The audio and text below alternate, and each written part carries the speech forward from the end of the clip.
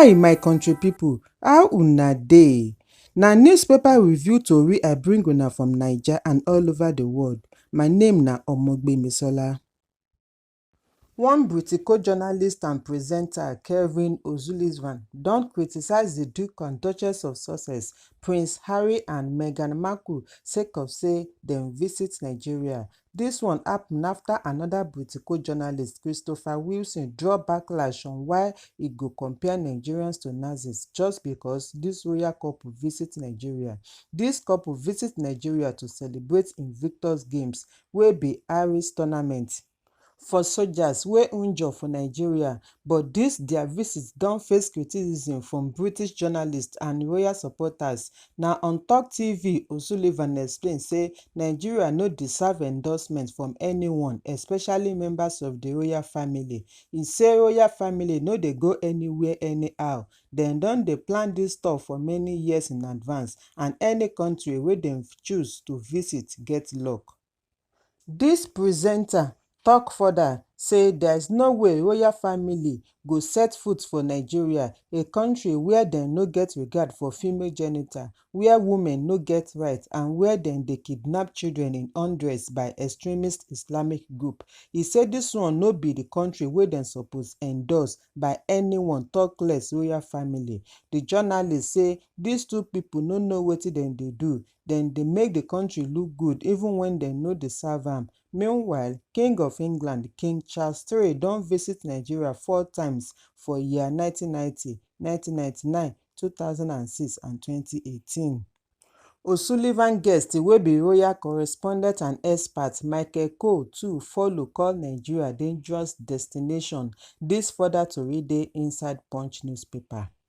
Nigerian National Petroleum Corporation Limited (NNPCL) tank farm for Kayode Street, Marine Beach, Apapa area for Lagos don catch fire today.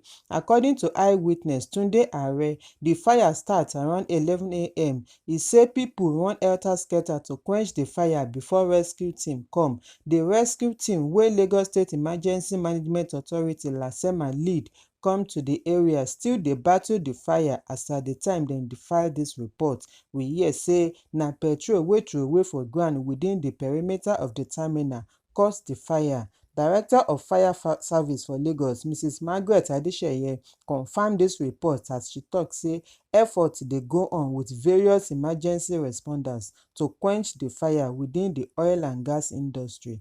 Dis further tori dey inside Daily Post newspaper. Federal High Court wey siddon for Abuja don deny the bail application wey detained Binance executive Tigran Gambaryan file today. Justice Emeka Nwite tok say based on the affidavit evidence before him, Gambaryan go jump bail if dem grant am bail, but e order say make dem quickly do im trial. Na News Agency of Nigeria report say na April 23 dem fix today for the hearing, and after EFCC lawyer Ekele Iheanacho and Gambaryan's lawyer Mark Mordi, wey be senior advocate of Nigeria, argue the case against and for the bail. Justice Nwite say make dem put am for Kuje Correctional Center after e plead say im no dey guilty to the money laundering charge wey EFCC take accuse am.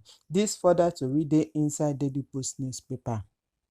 Kano State Police Command don confirm the death of 15 people inside the attack wey happen yesterday for Gadam Village, Gezawa local government area of the state.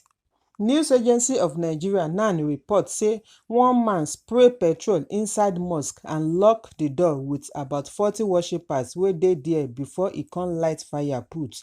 Commissioner of Police Hussaini Gumel tell NAN inside telephone say 15 people out of the 25 people wey the fire affect don die. Reports show say dis incident happen early momo when Muslims dey observe their morning prayer inside mosque wey dey Gadam Village, and all the injured people dey receive treatment for Muritala Muhammed Specialist Hospital, Kano. The suspect wey dem call im name Shafiu Abubakar, 38 years old, don dey inside police custody.